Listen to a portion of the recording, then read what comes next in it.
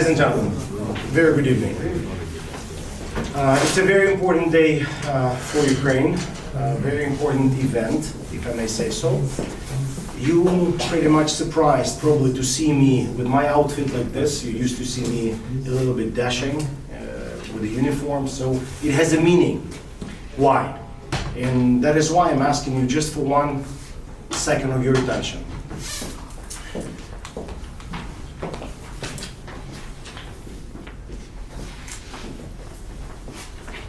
Every word on my t-shirt would name a city which was destroyed. People were killed, raped, tortured, deported. Every word on this t-shirt is a sacrifice from our people. Every word on this t-shirt is pain. This t-shirt was presented to me by my sister in August of this year. Now I would probably have to have 2 backs, 2 sides, everything that should be covered with all the names. But only first, before August, we had this t-shirt covered with names. Right now, all of them, all the shirts and t-shirts and vyshivanka, everything would be covered with the names of the cities and the villages and the settlements which were destroyed. And as we speak, it is happening again and again and again. That's why I allowed myself to wear, not the official suit, but to have something which is really very important for me, really beating, and it is very, very important. I would probably not speak in the microphone if you allow me, please. I have put some of the notes for myself, which I wanted to show to you and share with you. And I would ask you to allow me to read something, which I really need to, and use some of my notes. You know that I don't like paper, and being paperless, I try to use it very seldom, but today it is important that I do it. Ukrainian diplomatic service has been in active usage, in active force since 1917. We have more than 100 years of diplomatic service. And within that 100+ years, we've done so much, and our diplomats really peacefully were fighting after the World War I, after the World War II. We were at the very beginning to establish the United Nations, which we are really defending at the moment. And so our diplomatic service saw and experienced many big things. But none of the textbooks, none of the guidelines, none of the programs, masters or bachelors or PhD would have demonstrated and showed me how to behave when the war comes. We were not prepared by the textbooks. What shall I say? When it happened 24th of February last year, 2022, when at 5 in the morning we found out that the war started. Actually, the aggression started. And then I had a phone call at 7 a.m. with Nasser Al-Hain, and at 9 I was already the Minister of Foreign Affairs. And at 12, you, my diplomats, colleagues, were here downstairs to support me, and then I had to speak, and I didn't know what to say. I couldn't reach to my parents, I didn't know whether they're alive or not, I couldn't talk to my son, I didn't know anything, and the Minister of Foreign Affairs was not working. There was no communication. How are you supposed to communicate if there is no communication? And he really didn't know what to say. But we had to use all our exercises and efforts and strengths to put together so that I can say something to my colleagues, to stir up what we need to do. And that's how my year of aggression began, here in the embassy and down floor. And within that year, almost 365 days, we are in the same fight, non-stop. We have here our diplomatic corps that is supporting me, and I'll tell you thank you a little bit later. We have Ukrainian community, we have Kuwaiti friends, we have our Kuwaiti ambassador in Kiev, Rashid Radwani, who is here to support me today. All of us are working. We're doing something which is really, really important. Now, I put some of the notes which I will peep, and I'll tell you that within that year, which we are not being taught how to behave when the war starts, we've learned how to do it. We became stronger. Now we can teach. Now, we don't want anyone to drag me into the European Union or to the NATO saying that, now, okay, you're a good boy, we'll take you. No, we deserve it because we are defending what the democracy is. Defending in real, not in textbooks, not in the international platform, arena forum. We are defending democracy and the principles of international law and security as we speak. And now everybody knows it. So we believe that we bring add value to any union that we might want to join. And I'm very happy that the international community really have witnessed that and seen that and have given us that support right now to join, to expect us that we will join soon the European Union and the NATO and any other platform which would allow us to bring our experience into that. Yesterday we had the Heavenly 100th anniversary day. That is the day 9 years ago where our trajectory changed. That we were supposed to join the European Union and have the agreement to join the European Union a long time ago. But we couldn't because of many reasons. But the revolution of dignity changed everything. The Orange Revolution gave us the beginning in 2004. And then in 2014 we had to start it up again. And this Heavenly 100 in the middle of Europe, you have hundreds plus people were killed. There was the moment which we understood that there will be no returning back. We can only go forward. And everybody sees that. Today we are celebrating the mother of the native language. And Russia wanted to take it from us. The language, the culture, the identity, the history, the tradition, everything we have. Because they suppose that we don't exist. And we never did. Now, I don't want to devote too much of my talk to the terrorist state. But I need to say something about them.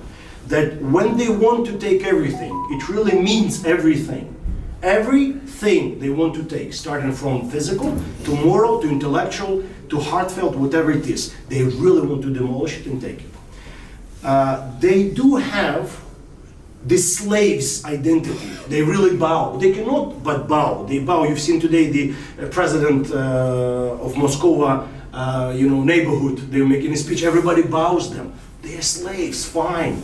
They live how they want. This is their identity to be slaves.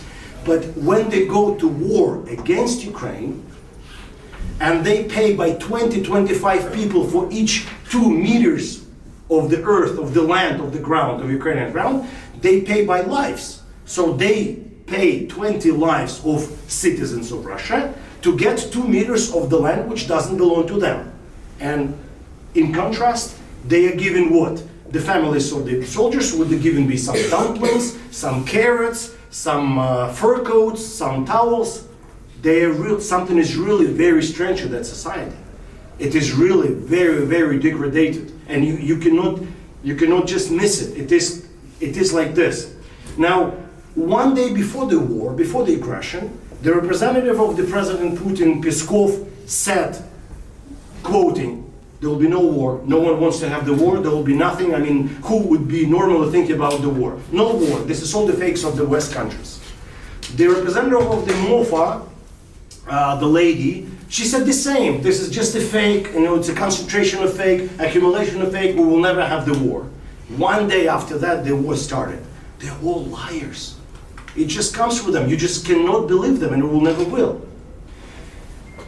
I want to allow myself to read something which we prepared with the team, and for our respected journalists, we have some of the information which is there at the table that you can actually use it. Please allow me to use the paper. By launching a large-scale aggression against Ukraine, Russia unleashed the first continental war in Europe in the 21st century, undermining the system of collective world security established after the Second World War. The full-scale invasion of Russian troops in Ukraine finally ripped off the mask from the aggressive Putin regime, which had been pretending to be a peacemaker and the third party in the war in the eastern Ukraine for the last 9 years. The world is once again faced with a regime that seeks to forcefully revise borders. This regime has been called Russism.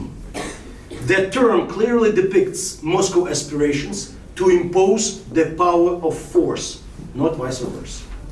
Russian aggression against Ukraine is aimed not only at stealing our territories, but destructing our national identity, committing genocide of the Ukrainian people. The Russian state ideology of Russianism officially denies the existence of Ukrainians as a nation, and those who disagree are subject to execution, which has been really vividly represented during this year. In the temporarily occupied Ukrainian territories, Russians repeat the worst practices of the Nazism: mass executions, deportations, abuse of civilian populations, deliberate looting and theft of private properties. The massacre in Bucha, Izum, bloodbath in Mariupol became a clear manifestation of Moscow's genocidal policy. Atrocities, war crimes, rape committed by Russian invaders in Ukraine shocked the world. Unable to win on the battlefield, the Russian territory state resorts to barbaric shelling of Ukrainian cities and critical infrastructure. As of today, we've already been hit another city with the 5 people killed on the bus stop. On the bus stop and residential areas as we speak this afternoon. Most of the missile attacks were aimed and are aimed at civilian objects. By destroying energy system, Russian terrorists seeks to cause a humanitarian catastrophe and chaos in Ukraine, destroy the economy, and deprive numerous cities of life. The trigger for waging Russia's war against Ukraine was the Revolution of Dignity. It was November 21, 2013 to February 20, 2014, when Ukrainians rejected the usurpation of power by the corrupt clan of President Yanukovych. After the mass shooting of the participants of the Revolution of Dignity and the escape of many high-ranking officials, primarily Yanukovych clan, the leadership of the Russian Federation decided to take advantage of the temporary power vacuum in Ukraine to capture the territories of Ukraine. Starting from that time, we have some very vivid numbers which I wanted to share with you. This is more than important. I'm not sure if I need to voice it out, but I will, with your permission. 70,000 crimes of war and aggression, including killing of 9,576 civilians. 461 children killed, 923 wounded, 16,207 deported. Nuclear generation, 44% lost. 33% combined heat and power plants. 10 gigawatts is missing. 75% of thermal power plant capacity. 1,275 cultural heritage sites and infrastructure sites. 81,000 civilian facilities. 2,295 educational and 452 medical, with 3,992 networks of electricity and water. Environmental, estimated at 46 billion USD. Reconstruction and recovery, per the World Bank estimate, is 700 billion US dollars within the next 10 years. Ecological damage. Pollution of water, soil, atmospheric air with dangerous substances, and just the number, 50,000 dolphins died only in the Black Sea due to the Russian activity with their fleet. 6 million domestic animals died throughout Ukraine. We had, in December, we had a visit of a Ukrainian photographer, Diana Rudenka, who came to show us a number of her projects. And she presented us with a poem that she composed in March last year when she was in the shelling place, afraid of the bombings. Allow me to read that poem for you. Another curfew, another air raid alert. We will never forgive, we will never forget. Spring is colored in ashes and stained with blood. Amidst the chaos and sirens, I am praying to God. Mass graves and crosses evoke a blunt pain. From the minefield of soul, rage is growing again. Charred bones of buildings thrust in the sky. My righteous fury, an eye for an eye. Fallen martyrs are sleeping in this secret land, under shelling and whipping without an end. creaking sounds of iron in the clouds of dust. Spring is helplessly blooming with the flowers of rust. Ruined cities don't bow to the hatred and might. In the land of the free, to the end, we will fight. Diana Rudenko, March 31st, Kyiv region, 2022. When Diana was here and we spoke with her and we shared the same emotions of what happened, we decided that we will have some of the works of Diana that will be displayed in our embassy, in our websites. She prepared a very strong video footage for us. I would allow myself only for about 15 seconds. Sergey, please, 15 seconds. Just to have it.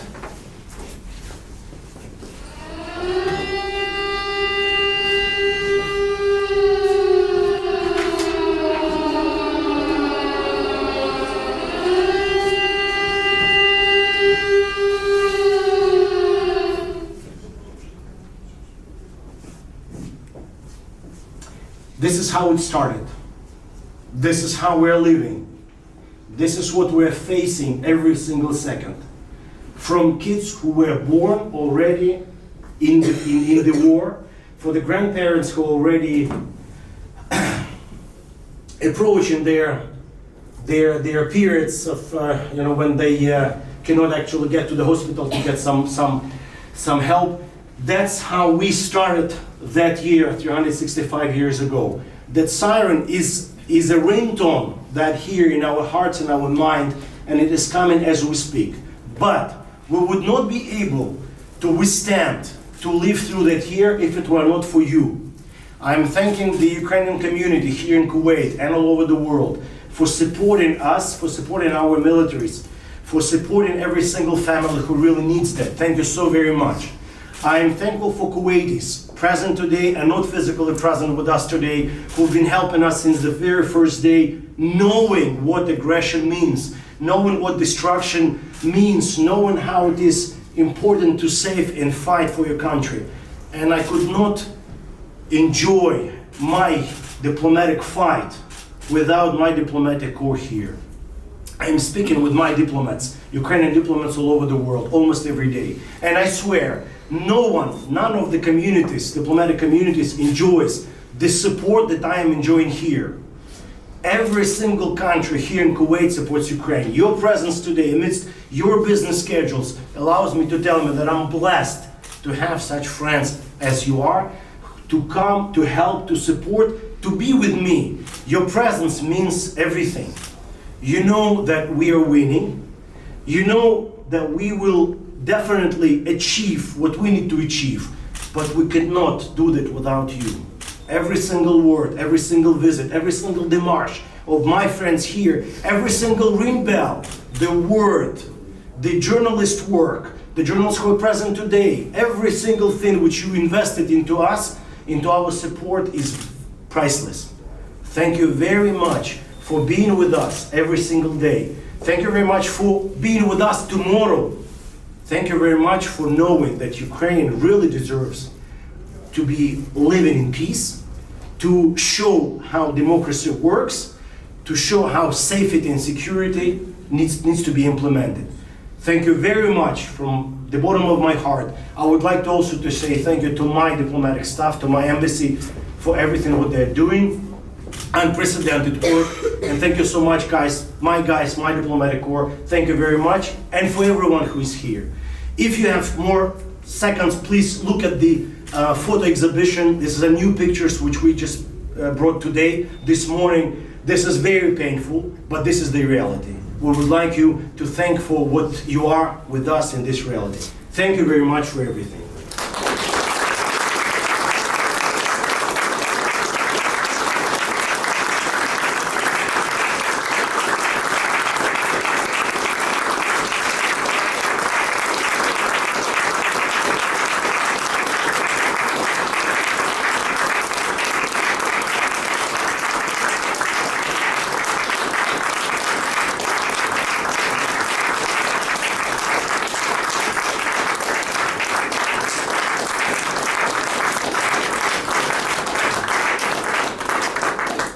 Thank you very much.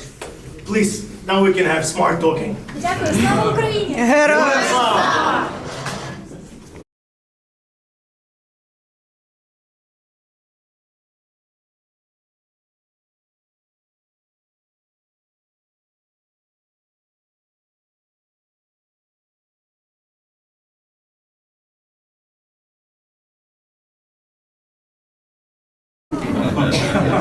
Really, United Nations is really smoking. They don't have what we have here.